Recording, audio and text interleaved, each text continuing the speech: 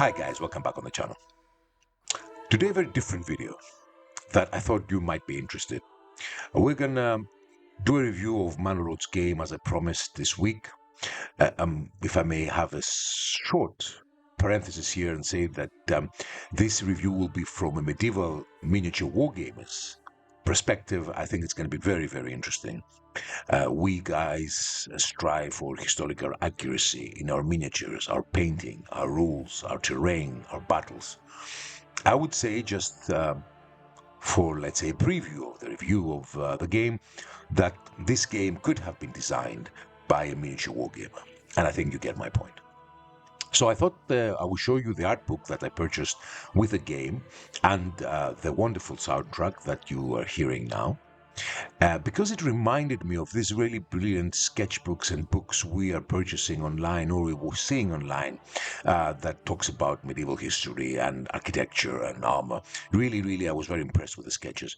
So I decided to showcase it to you. I hope you will enjoy. So we start by a small short paragraph from the designer, the developer. And the most important part is that I decided to pick at least one time and place for visual inspiration. And 14th century southern Germany seemed to be the closest to what I already had in the game. Rolling hills, timber-framed houses, convoluted political system with a lot of small regions, and of course, hound skull bassinets. So just a short paragraph. So go here, and there's a very beautiful sketch of Manor Lord.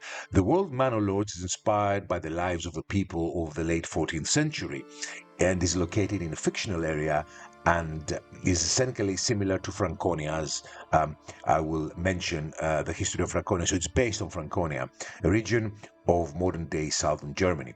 So let's read a little bit, let's talk about Franconia a little bit and get some information. The Duchy of Franconia was one of the 5 stem duchies of East Francia and the medieval kingdom of Germany emerging in the early 10th century. The word Franconia, first used in Latin Charter in 1053, was applied like the word Francia, France and Franken, to a portion of the land occupied by the Franks. In the Middle Ages, it was occupied by Franconian tribes and became a part of Frankish Empire. Franconia was a country of bondsmen. Bondsmen were closely dependent on a lord, often an important landowner, in whose service they stood, in most cases working in his estates. The decline of chivalry at the end of the Hohenstaufen period and the increasing use of mercenaries meant that numerous knights in Franconia lost their livelihood and became impoverished. As a result, they often turned away from trading and became robber barons. An example was the notorious Eppling of Gallingen. So now we know Franconia, a little bit of short history behind it. Let's continue of this beautiful sketch of, as you can see, a church and a water fountain here, or a fountain, and the houses. This is really very interesting to see how a game, even a game, is designed, how it starts from a schematic, a conceptual idea, it goes to sketches, and how these are developed in actual graphics on the game. But very, as an architect, and actually been able to sketch very well, I have to say. I don't want to blow my own trumpet. I have to say these sketches impressed me as well.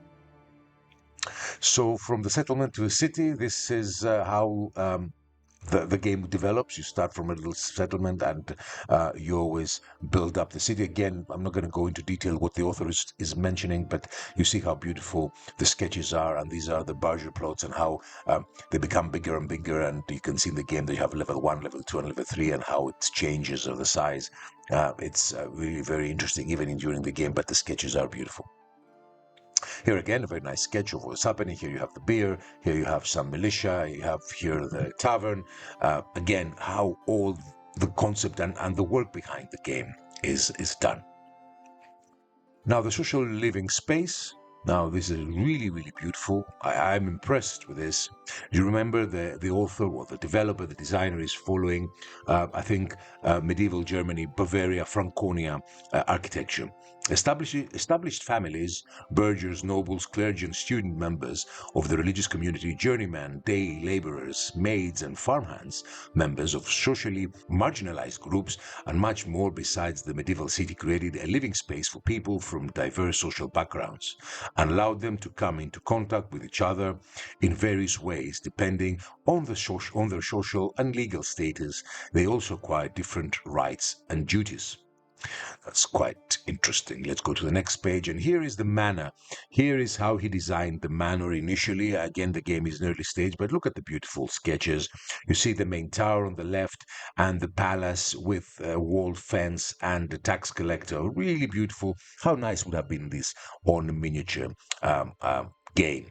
And here is the tower, left, back, and right views, elevations, and how beautifully sketched. I'm really impressed. I'm going to sketch, and again, the manner is more detailed, and you can see I like this 3D representation. This is probably for future. Again, the game is still early access, but probably will be a future edition where the manor is becoming with stone walls than the previously wooden walls, we said, and lower walls. Again, it's quite interesting because it is historically accurate, and he did a lot of research, and here are the different elevations. Very impressive sketches. Here, ruleship. And to adequately describe relations of ruleship is difficult undertaking because these were by no means as clearly regulated as one might imagine. To represent them adequately in the video game is therefore a challenge. All the views assumed to resolute rule that exercised power from top to bottom, where the person at the top, example the king, had absolute power of disposal over all those below him. However, modern historical research has been able to show that he was in no way so clear-cut. Although he possessed said power of disposal due to his royal rights, he always had to demand and negotiate the obedience of his subject anew. This was a dynamic process referred to as negotiating ruleship. Negotiating ruleship required power which could be exercised in different ways. So it's very interesting. And there is a really nice historical and social background here that um, it's really worth reading. Again, very beautiful sketches about different manners. Plots. These are the plots, and this is how the game is divided and how you have the plots and you have different levels. Currently, you can enter level 3. So you can imagine the game is aiming for level 4.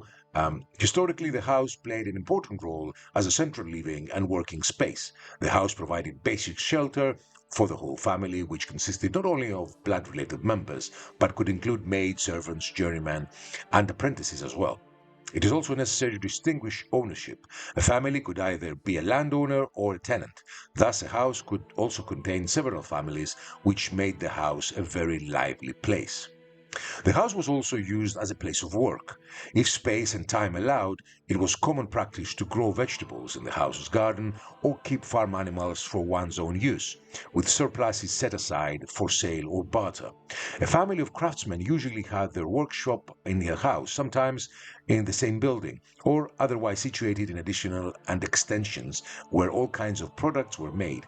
Manor Lords represents this reality by allowing you to specify a family specialization as their house upgrades, directly impacting the production and resulting availability of the associated goods in your city as well.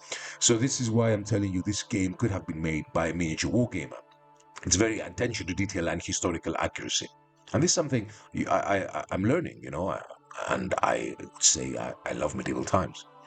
So here we're talking about plots, and again we have also um, the market, and let's read. Of course, where there was living and trading, there were also various taxes and duties that had to be paid by the inhabitants of the town and by traveling merchants alike. The higher the economic prosperity of the urban community, the greater its scope. Besides ordinary taxes, there were many different forms of levies. Probably the best known is the tithe, as we know, which was paid to the church and had to be paid regularly. Much less regular was war taxes, which were levied in times of imminent danger and were used by mercenaries. Used to pay mercenaries. So a very beautiful sketch here as well. I like the attention to detail you see here, because during the game you see the building getting built in a crude way, but in a good way. It follows architectural logic, and Uh, it's really interesting, even if you let the game play on its own, to see this very accurate designs. Buildings made from timber made up a vast majority of structures built during the late Middle Ages, and it goes on. I don't want to delay you. I think it's quite interesting. Let me know if you're interested. We can go into more detail. Very nice sketches. Stone architecture. We're talking about stone architecture and how they developed from the timber. During the late 14th century, the Gothic style was dominant in the area, and therefore characteristic elements of this style can be found on many structures of that time. In game, it makes the first appearance on the second tier of the church, combining masonry decorations such as tracery of the larger windows with colorful painted decorations that were just as common as typical for the period. Very beautiful. I love even the watercolor here. The top is brilliant. Again, here is the religion, and currently the game has level 1 church, level 2 church. This church I'm pointing with my mouse. Obviously, they're planning to go to bigger cathedrals. I'm really looking forward. The sketches are amazing. This 3D free sketch representation. I used to do them. I love them. Religion is talking about religion. Is in the interior. You can see South Gothic. Uh, it says here south, not indicated except of the door, so it was not indicated. West, east, and there's different elevations and in internal sections, quite interesting. Contemporary illustration of Christian medieval cities showcase three particular characteristics. The defensive buildings marked the military strength of the city, the beautiful barger houses, its economic prosperity, and a large ecclesiastical building put on display the religiosity and piety of the urban community. Churches, of course, were not only supposed to look beautiful, but also strengthen people in their faith and offer a place where they could be a little closer to God. I'm really interested. Here again, it shows you uh, um, religion in the Middle Ages, and this representations here. Uh, I think is this Saint George? I don't know. Saint Maurice. Here is it. All the way to the characters depicted on war banners where patron saints such as Saint Maurice and Saint George guide their followers to a safe victory. So Saint Maurice and Saint George. So we continue the people, and this is where it's getting very interesting. Civilians, and this is the Manor Lord, and this is his wife. So there were very nice sketches, very nice sketches. And here is how the designer worked on the garments and on the gear. Again, these are characters and people. Really very nice. The sketches are out of this world. And here we're talking Guatemalan people. I don't want to go into more details if you're interested, but it is a very interesting read. And here we go to armor. It's beautiful. Look at the sketch here on the right. Really beautiful armor. Really beautiful of the 14th century. And here how it's depicted slowly in the game design. And here, men at arms. Let's call it in today's English.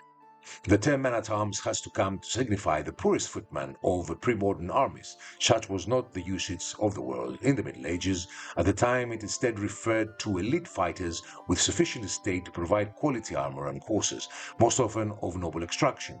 These small nobles, in the service of the bigger title lords, made up the trustworthy basis of their armies. Being retained in the close service of the master was very often accompanied with important administrative or honorific tasks with the lord's household. Beautiful sketches, and all these armors are depicted in the game. Again, beautiful sketches, closed and open chainmail, and this is how it's depicted. In a stage of a game. Here it shows you the detail of the buttons. That's why I'm telling you this game could have been made by a miniature wargamer. Here's are the people, and these are again, all these armors are available. I think this reminds me of Eastern. The Manor Lords, the retainers, exhibit the finest gear centered around the Lord's private economy. They are what we could call knights, but make no mistake, this was a rare and privileged title. Knighting, the best of the most serviceable of young men, it's a responsibility that lies in your hands. Representing armor and weapons of these warriors is a tough challenge for any medieval game. The fascinating array of plate, harness, etc. And here is how it's depicted in a generic stage at the moment. Then again, he talks again about armor. I really like the photograph and how it's depicted. I love the sketches. It reminds me of a historical book. And here is a mounted knights who are not in the game yet. Again, beautifully painted and I think very accurate. Beautiful sketched. And here we have the militiaman and the common. I really like the sketches of the weapons of the axe and the halberds and the swords and the clubs. And in comparison to men at arms, the equipment of soldiers of no noble extraction pose many different but equally complex challenges. Many of these challenges stem from their underrepresentation in medieval iconography, and artifacts were not spared by time either. Texts are often our best chance to reconstruct what these less formidable, more modest, and down to earth men wore to combat. Often dictated by laws and confirmed by inventory records, their equipment was far better than the usual idea of a ragged crowd of pitchfork waving peasants.